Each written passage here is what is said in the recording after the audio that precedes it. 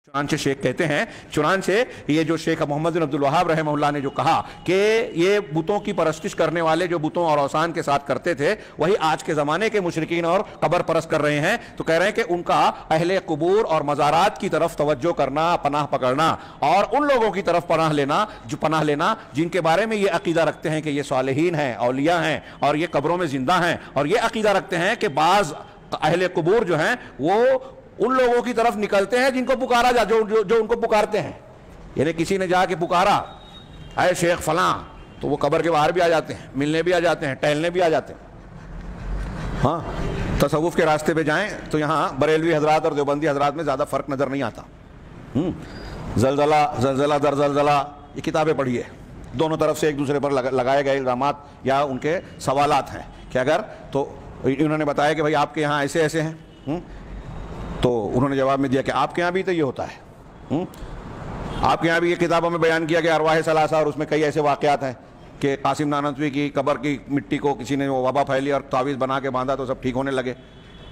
कब्र की मिट्टी ख़त्म होती, घर वाले आके भरते, फिर उसके बाद जो है कब्र घर वाले परेशान हो गए तो आगे कहा कि अब अगर कोई अच्छा होएगा तो हम आपकी कब्र पर मिट्टी नहीं डालेंगे, तो अच्छा होने का सिलसिला बंद हो गया। दवाखाना उन्होंने बंद कर दिया। लोगों को बोल देते कि भाई मिट्टी ले जा रहे हो तो दूसरी मिट्टी डाल दो, तो क्या कोई रुक जाता? दवाखाना ही बंद कर दिया उनके बयान के मुताबिक। हाँ, मौलाना अशरफ अली थानवी साहब की वफ़ात के बाद भी जो है उनके घर में मिठाइयाँ आती थी, ऐसे बयानात हैं। अल्लाह के रसूल सल्लल्लाहु अलैहि वसल्लम ने जो है वो चंदा दिया, देवबंद की ऑडिटिंग रिपोर्ट देखी, हाँ, वहाँ के अनार के दरख्त को बताया कि ये जो है वहाँ का कुआँ जो है चाहे जमजम के कुएँ से कहाँ से आई ये सब बातें? ऐसी ऐसी खुराफात।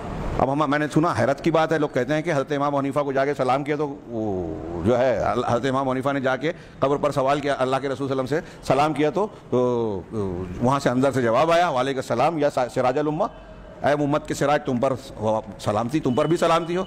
हाथ निकला, मुसाफा भी किया कब्र से।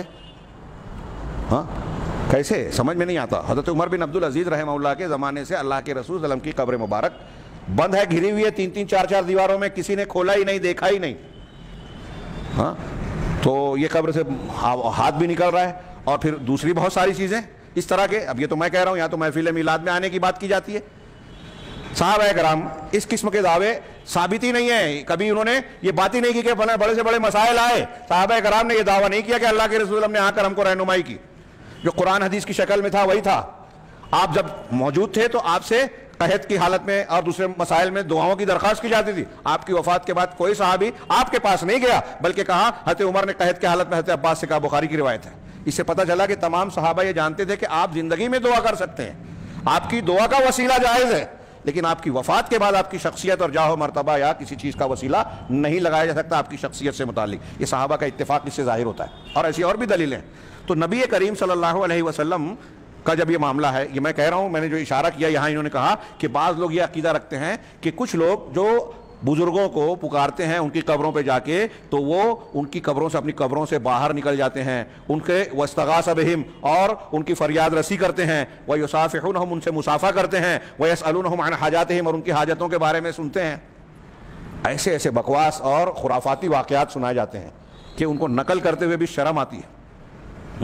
ये जो पीर साहब के मुजावर को देखा, एक लौंडी बहुत पसंद आ गई, उसका मालिक आ रहा था और ये वहाँ था, तो कहा कि वो लौंडी मैंने तुझको दे दिया। कहा आपकी है ही नहीं, अभी उसकी है। कब्र में से आवाज़ आ रही है कि वो पसंद आ गई तुझको, मैंने तुझको दे दिया। साहिब कब्र ये भी जान रहे हैं अपने मुरीदों की बात, और वो शख्स जो लौंडी का मालिक था आया और कब्र के नाम पे उसको चढ़ावा दे दिया, हिबा कर दिया। तो कहा जाओ ले जाओ और मज़े करो, इन्ना लिल्लाहि व इन्ना इलैहि राजिऊन। इस तरह की बकवास दीन के नाम पर। हाँ, मैं तो बार बार ये सवाल करता हूँ और सोचता हूँ कि ये जो हमारे यहाँ दावत व तबलीग का काम करते हैं लोग, कोई भी जमात हो, बहुत गौर से सुने, और वो भी सुनने के बाद चाहे मुझे 2 मरतबा गालियाँ दे दें, बुरा भला कह दें, कमेंट्स कर दें, लेकिन मेरी बात पे गौर ज़रूर करें, मेरी बहुत गुजारिश है। 50 गालियाँ दें, गौर करें, इंशाअल्लाह मुझे अजर मिलेगा कि आप अपनी दावत में ये जो बुज़ुर्गों के वाक़यात को इतना फोकस करते हो कि वो हवा में उड़ते थे, वो पानी पे चलते थे, वो इतनी वज़ू करते थे, उनको ये खिलाफत मिली और फलां ख्वाब में आके उनको ये कहते हैं, और उसकी लौंडी ये हो गई, उसके दिल में ये आया तो उन्होंने समझ लिया और उन्होंने ये कर दिया। इसका मकसूद क्या है? ये दावत का कौन सा तरीका है? किसी नबी, किसी सहाबी, किसी ताबई, किसी इमाम का आप ये तरीका बताइए कि वो बुज़ुर्गों के इस तरह के वाक़यात सुना के जो है लोगों को अफीम खिलाता हो। ہم تو ایسے بزرگ کے سلسلے سے جڑے ہوئے ہیں جن کی یہ شان ہے، وہ خواب یہ دیکھتے تھے، کشف دیتا تھا، وہ فلاں کے خلیفہ اور نائب تھے. کیا فرق پڑتا ہے اس سے؟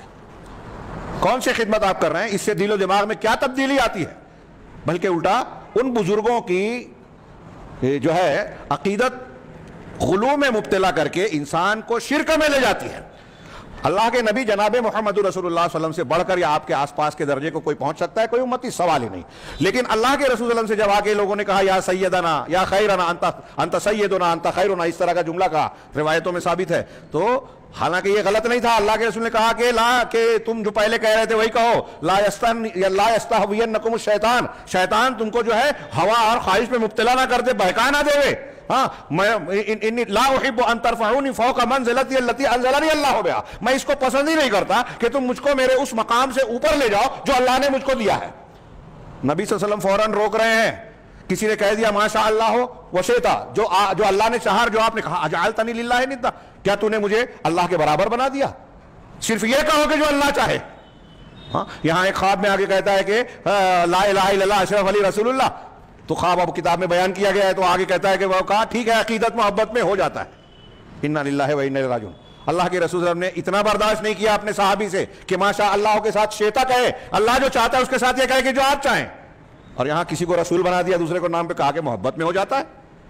یہ حفوات اور بکواس والا دین نہیں ہے کہ آپ سکر اور نشے کی حالت میں ہو بول دے اور اس کے جواز کا فتویٰ مل جائے. نشے کی حالت میں آدمی اگر واقعی ہے، سکر کی حالت ہے، تو وہ غیر مکلف ہے، لیکن اس کو صحیح نہیں کہا جائے گا کہ اس نے جو کہا صحیح ہے.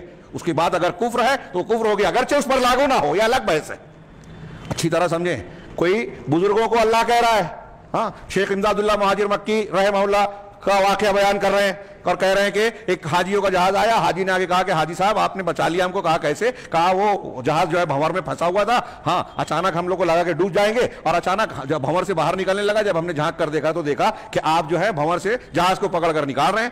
تو حاجی صاحب نے کہا کہ ارے یہ اللہ ہے جو پتہ نہیں کس کی شکل میں جو ہے وہ کام کر دیتا ہے اور نام بندوں کا ہو جاتا ہے. یعنی حاجی صاحب یہ کہنا چاہ رہے ہیں کہ اللہ تعالیٰ ان کی شکل میں آ کر جو ہے اس نے کہا، اللہ رب العالمین کو آنے کی اور اس کی ضرورت ہے. انما امرہ اذا اراد شیئا ان یقول له کن فیکون. ہاں اس کا حکم، اس کا معاملہ تو یہ ہے کہ جب وہ کوئی چیز چاہتا ہے تو کن کہتا ہے، ہو جاتا ہے. پوری کائنات بن گئی اللہ کے کن کہنے سے. آپ کے جہاز کو نکالنے کے لیے حاجی امداد اللہ کا بھیس لے کر آنا پڑا. انا للہ و انا الیہ راجعون. میں یاد کر رہا ہوں، یہ نقل کر رہا ہوں نا، مجھے ڈر لگ رہا ہے واللہ کہ شرکیات، حفوات، ہاں اور یہ اللہ کی شان میں گستاخیاں، یہ نقل کرنا بھی جو ہے خوف کا باعث بنتا ہے. تھوڑا سا ایمان ہمارے پاس ہے اس بنیاد پر. ہاں اللہ رب العالمین جو ہے وہ جو ہے ان چیزوں سے بری ہے. اور اس کے علاوہ اور بھی، یہ تو جیسے ایک واقعہ یہ بیان کیا گیا، اور دوسرے طریقے سے کہ وہ حجرے میں گئے، نکلے تو لنگی نچوڑ رہے ہیں. پوچھا کیا بات ہے؟ امداد المشتاق کتاب مل رہی ہے مارکیٹ میں، اس میں یہ واقعہ موجود ہے، میں نے پڑھا ہے، دیوبند وغیرہ سے چھپتی ہے. ہاں شیخ اشرف علی تھانوی صاحب کا حاشیہ ہے، اس پر فاروقی صاحب کا مزید حاشیہ ہے. تو امداد اللہ صاحب نے واقعہ نقل کیا، حجرے میں گئے، اندر گئے اور واپس نکلے تو لنگی نچوڑ. کہا ایسے کیسے بھیگ گئے؟ کہا وہ حاجیوں کا جہاز ڈوب رہا تھا، میں چلا گیا نکالنے. دو الگ الگ واقعات. نعوذ باللہ من ذالک.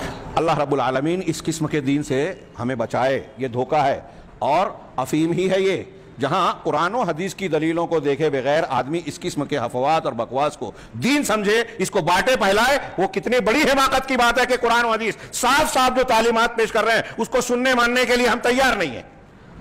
اللہ کے کلام کے سامنے ان چیزوں کو پیش کیا جا رہا ہے.